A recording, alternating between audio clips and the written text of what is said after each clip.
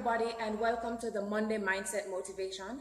Today, the focus is on self-creation and the fact that self-creation emanates from self-motivation. Today, I'm going to focus on 4 key points, and I just want to share this with you because you may think of it in an abstract way, but essentially every step that you take toward the fulfillment of your vision is a part and parcel of self-creation. And oftentimes you hear people say, he's a self-made man or she's a self-made woman. And essentially what that means is that that person has harnessed all their internal abilities to maximize their potential. No one is essentially self-made because you would rely on the vision from God and you rely on the guidance from God to achieve any dream that you have in your heart. But an individual is seen as self-made when they have achieved success despite whatever odds they may experience. So today the focus is on self-creation, and you might be wondering what that means. But essentially what it means is you harnessing all your internal abilities, coupling that with your values and your interests to become the best version of yourself. And I am here to tell you that self-creation is indeed possible for everyone, but at the root of that is motivation. And that motivation comes from within. And like I alluded to last week, if someone walks up to you and says, sir or ma'am, I'm not motivated, but they're not willing to do anything to take that step, there's nothing you can do to motivate that person. Because essentially motivation comes from within, and it starts first in the mind. Everything starts in the mind, as a matter of fact, and motivation is no exception. In order for you to create that self that you desire to be, in order for you to become the best version of yourself, you have to be self-motivated. And essentially this also encompasses making active choices, and active choices lead to independence.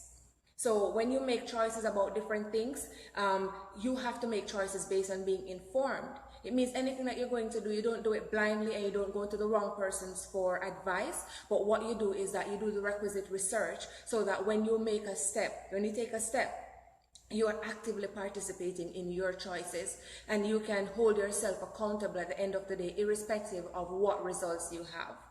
Another thing is that self-creation gives you the sense of newness and value, because it's almost as if you're discovering something that you didn't know about yourself before. So it's not that this is something new that was just added onto you. It was always there, but you just did not discover it before.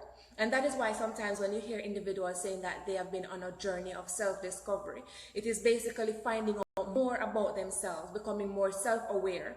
And the more aware you become of yourself, what your likes and your dislikes are, what your strengths and your weaknesses are, that those things will help you to properly align yourself to take a step toward the dream that was meant for you, so that you can be happy with whatever choices you make. So again, for those persons who are just joining us, the topic for today is self-creation. And we're basically coupling that with motivation because they are not mutually exclusive.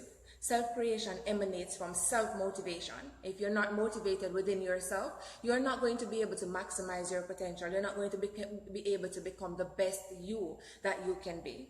So the first point I'm going to discuss with you today is that within every problem lies an opportunity for you to push the limit and for you to discover something new about yourself.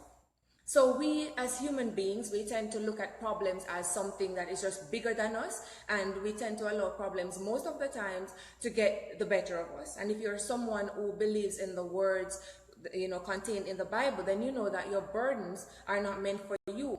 The Bible specifically says that you should cast your burden upon the Lord. But even if you're not operating from that spectrum and you're looking at it from just the idea of the universe or whatever being you believe in, the fact is that problems often overwhelm us. But it is my duty to remind you that that is not the case, that's not what's meant to be for you. When you have a problem, within that problem is also the answer or steps to find the answer to the problem. So you should now change your perspective. And like I said earlier, everything starts within the mind. So it is imperative that you seek to adjust your viewpoint, adjust your mental purview, so that you can look at problems as a means by which you can explore yourself some more to see what it is that you're capable of. And that's essentially what I mean when I say that within every problem lies an opportunity for you to discover something new about yourself. And remember, self-creation gives you this idea of newness and value. So it's basically learning more about you becoming more aware of who you are as a person, and that will help you to decipher what choices to make and what choices will best serve your interest. And as I speak about interest, someone posted early this morning, one of my good friends, she posted something to the effect that why should you make plans if the plans do not serve you? And ostensibly that sounds very simplistic, but it's actually very profound, because many times, because everyone is saying that you should make plans so that you can achieve your goals, people sometimes make plans blindly. And when you do that, oftentimes you're not going to get the results that you desire, and this could serve to discourage you. So my response to her was, do not make the plans if they do not serve you. But the truth is that sometimes you do not know at the time when you're planning whether or not they will serve you. Sometimes it just sounds like the best idea since sliced bread, as they would say in the Caribbean. But then when you really embark on that journey, you realize that it does not serve you. But nothing is wrong with that. At that point, when you realize that the plans that you have made, once you begin to implement them, that they do not serve you, you can get rid of them and start making new plans. But even those plans that you engaged and those plans that you devoted your time to that wound up not serving you, they still helped you because they allowed you to grow some more. They allowed you to see what your strengths are, and they allow you to narrow down the list of the things that will serve you. So within every experience, there is some knowledge to be gained, and those experiences allow you to make informed decisions going forward. So essentially what I'm saying is that nothing is wasted. So even if you have made some plans already that you feel right now are not serving you, it's not too late to change your course, but use those as a stepping stone to divert. So it basically what it does is that it diverts you from going down the wrong path, and nothing is wrong with that, because information and knowledge gives you power if you use them efficiently. Okay, so the other point I want to discuss in the realm of self-creation is the fact that finding out more about yourself allows you to make authentic and consistent choices. You see, when you know yourself better, when you know who you are, when you know what are the things that you're good at, what are the things that you love, your preferences, what are the things that you value, then you can become more authentic, because in engaging those things and investing in those things, you're going to show up as who you really are as an individual, and that's authenticity. It also allows you to be more consistent, because once you have aligned your goals and you formulate in your mind the decision that you are going to take massive action, that you're going to make informed decision, and you're going to take you're going to be consistent, then that will give you the goals that you need. And that is why I said that self-creation will also allow you to become more consistent. Because once you align your values and you start taking steps to realizing your dreams, it's going to be an incremental process for some people. But the fact is, on a daily, weekly, or monthly basis, you'll be doing something which contributes to the overall goal that you are pursuing. And that is where the consistency comes in. The third point that I want to discuss with you is the fact that essentially when you engage in this process of self-creation, it's not that you're finding a new person that was there that you didn't know. You're basically uncovering what you already possess. And as you know, part of my mantra is the fact that you have greatness within you, and it is your duty to manifest that greatness. But in order for you to do that, you have to believe before you can even begin to grow. So what you're doing is that you're unearthing something which already exists within you, but you have to find out a process by which to do this. And how do you do that? You engage the things that make the hairs on your skin stand up. You engage the things that give you goosebumps, as they say, the things that make you excited, that make you want to get out of bed every day despite how you feel. You engage those things. You engage the things that have just grabbed your interest, and those gnawing ideas that are just not going away no matter what you do, no matter how you try to push them to the back of your mind. They are still there. They just won't go away. And some people will say that God spoke to them. That's maybe how you feel, because if you are walking in the light of God, then God lives within you. So you're definitely going to feel as though He's speaking directly to you. But essentially, the normal way for God to speak to you is for Him to place that desire in your heart that will stay there until you do something about it. So that idea that you have been working on for a long time, or that you have been agonizing over whether or not you should do it, It's there for a reason. And maybe now is as good a time as any for you to begin to reflect on that idea, to think about it, to explore it, and to see if that serves your interest. That will also help you to narrow down the things that you want to focus on. Because one of the other reasons why sometimes we get sidetracked and we forget about our dreams is that many of us find that we're good at so many things that we do not know which one to do. And you keep telling yourself that if you do A, then B, C, and D will be left behind. And if you do D, then E, F, and G will be left behind. But the fact is that you have to do something. And you don't want to become a jack of all trades and master of none. So it's better for you to take one, perfect it. Perfection does not exist, but take one, master it to the best of your ability, and then you will find that that one will also transcend into others. It is so interesting because as a young girl, growing up, my mom was a seamstress. She did a lot of different things, but that was one of the things that she was very good at. And I often thought of just, these different designs. And I used to design my own clothing and ask her to make them. I had a very imaginative mind, and I loved fashion. I used to watch every single episode of Project Runway, Project Runway Juniors, Project Runway Canada. I used to watch Mission Catwalk in the Caribbean. I've watched every modeling show, America's Next Top Model, you name it. Anything having to do with fashion, I was engaged. I love fashion, and I thought one day I was going to have this amazing store, and I was going to make things for every body type so that people can feel confident in their skin and things like that. And then, as you know, life happens and you take a different path because you realize that you have a multiplicity of strengths. And so I did not actually pursue fashion. So that for me was a bit discouraging, in my journey, because I felt like this was a part of my calling. But what I've realized is that since I've found what my purpose is, which is to serve people, I've found a way to amalgamate the two of them and other interests and skills that I have. Even coming to stand before you every single Monday and any other times I come before you, you can see some of the essence of the fashion that I have within me. Because I coordinate myself and I present the best version of myself that I'm capable of right now. And that is how the fashion part comes in. It's not necessarily something I'm making money from, which it has the potential to do that, but I'm still enjoying it because this is a part of what I like to do. I like to dress up. I like to showcase my best self.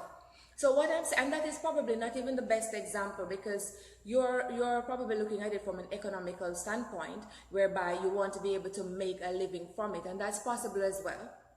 But what you don't want to do is that you don't want to spread yourself so thin that you wind up doing 10 different things and none of them are truly serving you, because then what you're going to feel inside is dissatisfaction.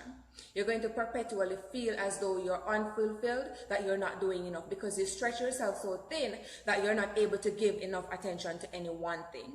So what I will say is that if you're one of those multi-talented people, which is probably all of you, all of us have more than one talent, but if you're one of those persons who consistently agonize over what path to choose, I would say start by writing them down. If there are 10 or 15 or 20 things, write down all of them.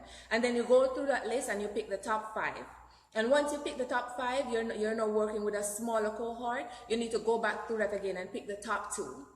And then if you cannot let go of one, then you might want to focus on just those 2. And I promise you, it is only natural that having a much smaller class of things to choose from will allow you to give more attention and dedicate more time to those things. But ideally, you want to pick one that you're good at or one that you feel that you could contribute a lot to, and you want to focus on that. It is a guarantee that if you focus your time and your energy on one of your skills to make it better, that there will be a demand for it. Why? Because every single problem has a solution. Every single problem has an answer. And you are an answer. You are here to fulfill a problem. You're here to help somebody along their process and along their journey. But you're not going to be able to do that if you're frazzled and if you're in limbo and if you're going in all different directions like a person with multiple tentacles. You don't want that. You want to focus on one thing and make it great. And then as you do that, you will have more time to focus on another thing and make that great too. Because you have many people who have multiple streams of income and they're able to do this because they've dedicated sufficient time to each one. So I'm not saying that you just have to pick one and forget about everything else, but I'm saying for now, as you're on your journey to become more self-aware and to create the best version of yourself, you want to focus on one aspect of you that you can give undivided attention to, and that will allow you to maximize your potential in that particular area. The final point that I want to speak about is the importance of developing a growth mindset. And this is something that has been covered by the psychologist Carole Dweck in 1999. She speaks about the fixed. You tend to believe that you're born with certain skills, and if you don't have those skills, then that's it, it's over. And that is not what you want. The other thing is that if you have a fixed mindset, essentially what that means is that you may be a certain way now, but you know that if you invest time and energy into the things that you're interested in and into the things that you love, then you have the ability to grow and become a better version of who you are today, who you are right now. So that is why I favor a growth mindset over a fixed mindset. You have to believe that it is possible for you to become better. You might not be great right now, but if you properly align your skills, your values, your interests, and you dedicate sufficient time, energy, and resources to the things that you love and the things that you're interested in, it is guaranteed that you will become better. So that is also, that is something that you can also conflate with the whole notion of self-motivation and self-creation, because once you believe that you can grow, then you also will believe that self-creation is possible for you. And as already been established, self-creation is possible for every single person, bar none. Irrespective of your starting point, it is possible. So that is what I wanted to share with you today. For those persons who have just gotten a chance to join on, I am not sure if a part of the video was blocked out because someone tried to call me and then I saw a reconnecting circle on my screen. So if any of it was blocked out, I'll probably have to crop it. I hope you got everything though. But today, again, the focus was on self-creation and the fact that that emanates from self-motivation. I wanted to leave those words with you today because they are something that I've also implemented in my own life. As I began my progress journey, my purpose journey, I've realized that there are certain things that I needed to harness from within so that I would be able to dedicate my time, so that I would not procrastinate too much, but instead that I would motivate myself from within. Because I'm the kind of person who in the past I would just look at the amount of time that I have left and I would always say, well, if I don't do it today, I'll have tomorrow. But the fact is that since I've become more enlightened, I've realized that we only have now. So it is important that you take steps right now that will help you to realize that big vision so that you can get out of dreamland and start to act. Because a dream without any kind of action is only a wish. You don't want to have just wishes, because if you just keep wishing all your life and keep dreaming, you're going to leave this dimension with all that potential within you. And potential is nothing unless you realize it. Potential is just what's possible for your life, but action is what will allow you to realize that potential. So ladies and gentlemen, feel free to leave your comments, your suggestions, your advice, whatever it is that you feel like leaving, leave it in the comment section below and I will address it in a timely manner. If you want more insights such as this, follow me on Instagram at SKB Renaissance Woman, and feel free to subscribe to my website. It is www.Shauna-Kaye.com. It's always a pleasure to join you and to speak with you every Monday around this time, 11 to 11:15 Eastern Time. I am happy to engage you, and if there is anything that you would like me to speak about within the realm of self-development or personal development, feel free to let me know in the comment section and I'll get to it. Until next time, ladies and gentlemen, have yourselves a great week and thank you so much for joining.